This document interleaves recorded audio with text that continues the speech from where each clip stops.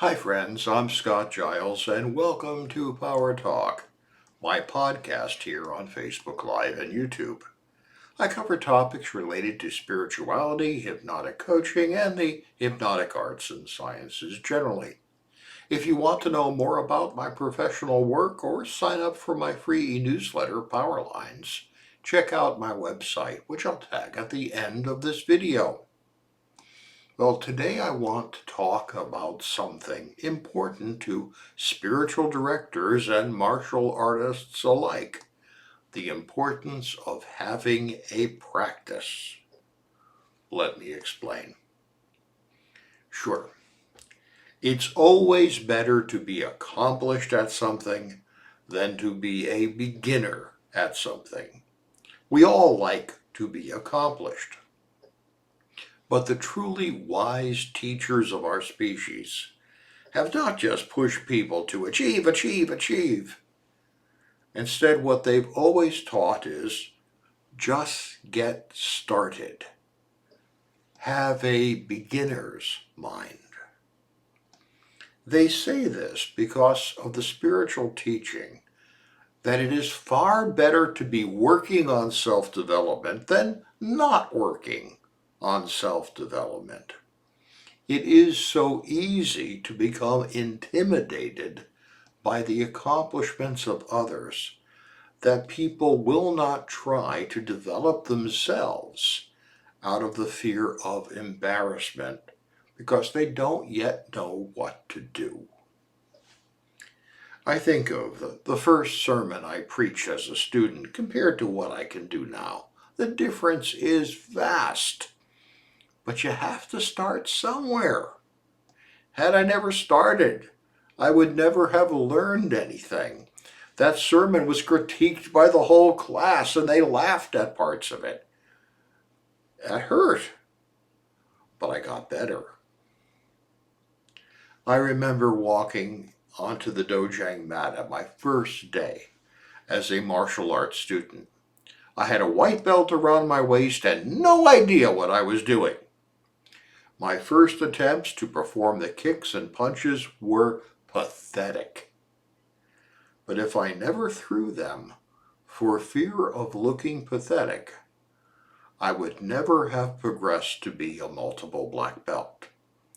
That's why in a martial arts class, the lower ranking students are at the back so that they're not humiliated by other people looking at them, and they can see the higher ranked students ahead of them doing things with more skill.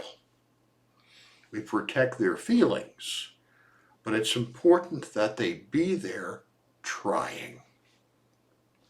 Therefore, the great spiritual teachers have never pointed to the most accomplished practitioners and said, be like him or her. Instead, they point to the people at all stages of development who are going at it, who try regularly to practice what they're learning or have learned. To some degree, this is a matter of identity. If you are doing something, then that's part of your identity. It's no longer aspirational. You can't try to be an artist. Either you're doing art or you're not. It may not be very good art as you get started, but either you're doing it or you're not. Either you're an artist if you're doing it, or you are not an artist if you're not doing it. You can't try to be a writer. Either you're writing or you're not. What you're writing may not be the great American novel, but you're writing something.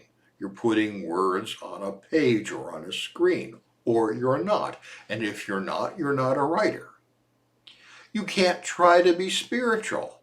Either you're doing spiritual things or you are not. You can't try to be generous. Either you're giving away a portion of what you have to others or you are not. If you wait until you are accomplished, you never get there. You have to start and keep at it. You have to have an intentional practice, and if you do, you deserve praise. Therefore, Everyone needs to be plugging away at what you want for yourself. I believe that we're all on earth for the purpose of self-development.